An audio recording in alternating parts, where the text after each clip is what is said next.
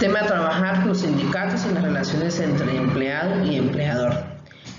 La asignatura Ciencias Políticas y Económicas del grado 10º, sesión 2 de octubre, fecha de entrega de la actividad 29 de octubre. ¿Qué es un sindicato? Los sindicatos son organizaciones libremente constituidas por trabajadores del sector privado o de las empresas del Estado, cualquiera que sea su naturaleza jurídica. Clases de sindicatos. Tenemos 3. De base, de gremio, de industria.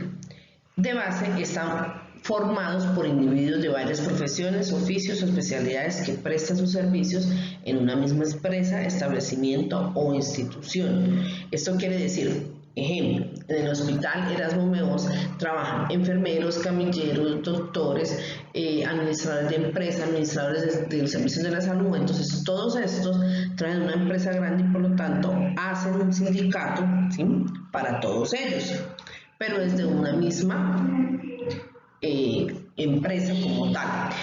Una de estas, el ejemplo que les coloqué acá, es ASPROUEM, ¿sí?, que es la Asociación de Profesionales del Hospital Universitario Erasmo Meos.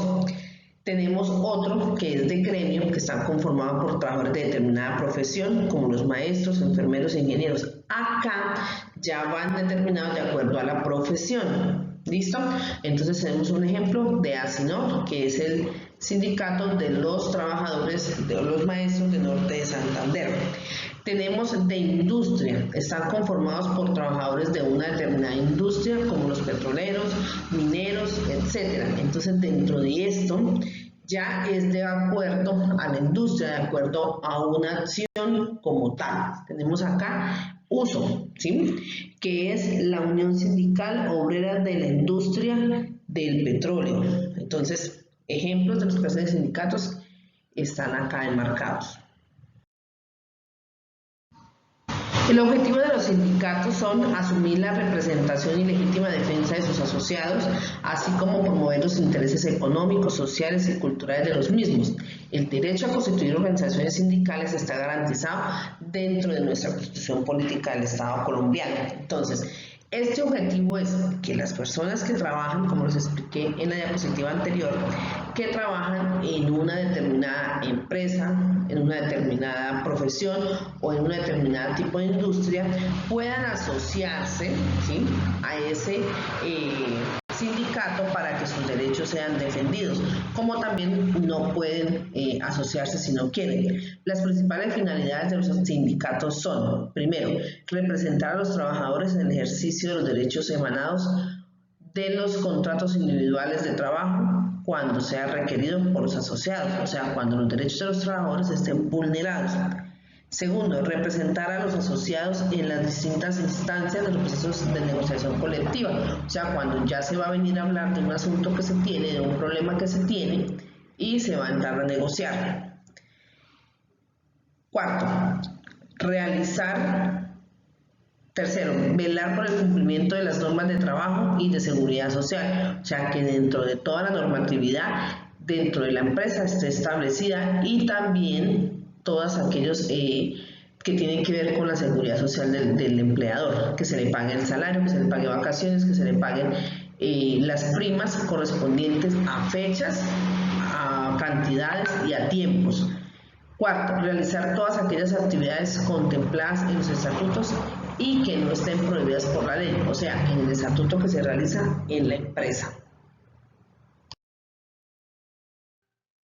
Logros alcanzados por los sindicatos. Los sindicatos han logrado mejoras laborales a través de las medidas como restringir la oferta de trabajo mediante prácticas como la reducción de horas de trabajo, periodos largos de aprendizaje, edad inferior a la jubilación, barreras de migración, trabajo solo para los sindicatos e incluso imposición del límite de máximo de trabajo, negociar los salarios superiores a los ordinarios del mercado, incrementar la mano de obra estimulando una mayor demanda de los productos y valorando la importancia de la mano de obra. Entonces, como conocemos la historia y sabemos que nuestra historia nos ha demostrado, nos ha explicado durante el paso de los tiempos que en el tiempo o en la época de la revolución industrial las condiciones de los trabajadores eran muy fuertes, eran condiciones inhumanas, eran condiciones en las cuales los trabajadores tenían un horario de trabajo de casi 16 horas diarias.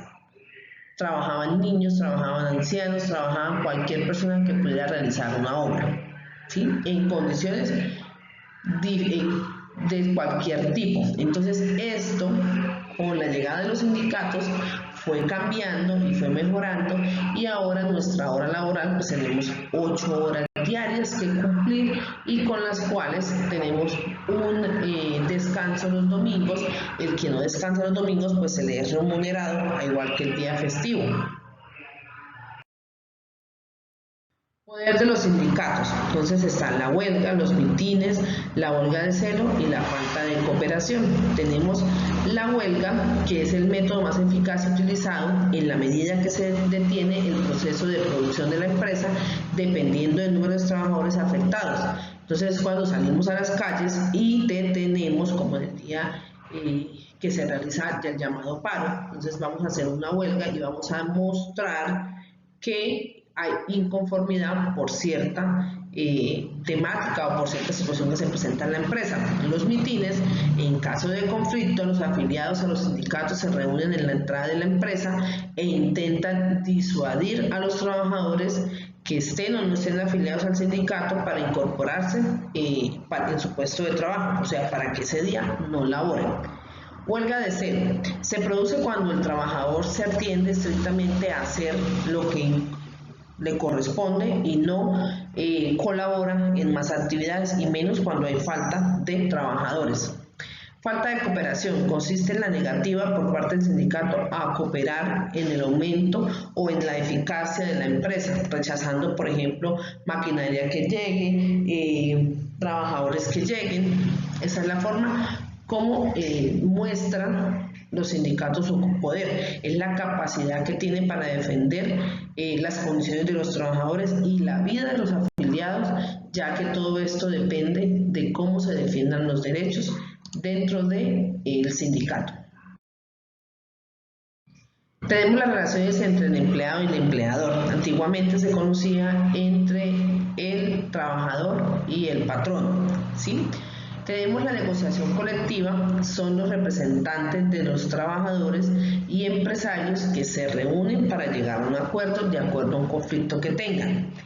Cuando se produce el acuerdo hay que redactar el convenio colectivo. Entonces cuando ya tienen como si el acuerdo o llegaron a un fin, entonces se realiza lo que es el convenio colectivo. ¿Qué es el convenio colectivo? Es el documento en el que se reflejan todos los acuerdos sobre las condiciones de trabajo a los que se han llegado en la negociación. O sea, es la forma como se estipula por escrito que sí se hizo un acuerdo y que se habló. Tanto la parte del empleado como la parte del empleador expusieron y se colocaron de acuerdo.